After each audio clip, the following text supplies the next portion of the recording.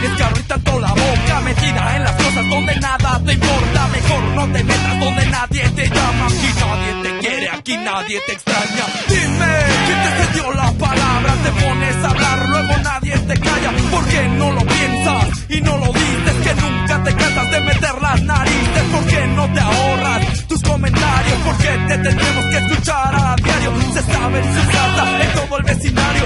Hay que estar escondidas porque sabes que caga el mano. Abuela, tu jefa, el puto de tu hermano. Se pone borracho, se pone marihuano. Me quiere joder y quiere chupar. ¿Por qué no chupa faros? Me deja de molestar. A mí, a mi gente, a mi brother, compadre. Busca algún pretexto para romperle la madre. Para que nadie se quede sin hablar.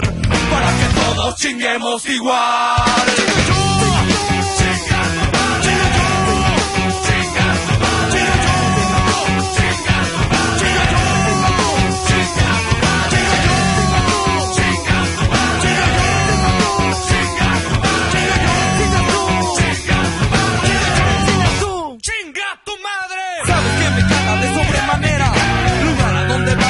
Tiene que ir mi suegra, yo lo único que quiero es que se muera.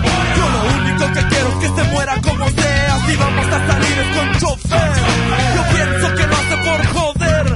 Si estamos en la sala y nos vamos a la cocina, seguro nos observa por atrás de la cortina. Si vamos a ir al cine nos manda con tus primas. Y cuando me despido nos observan tus vecinos. Para que nadie se quede sin chingar, para que todos chinguemos igual.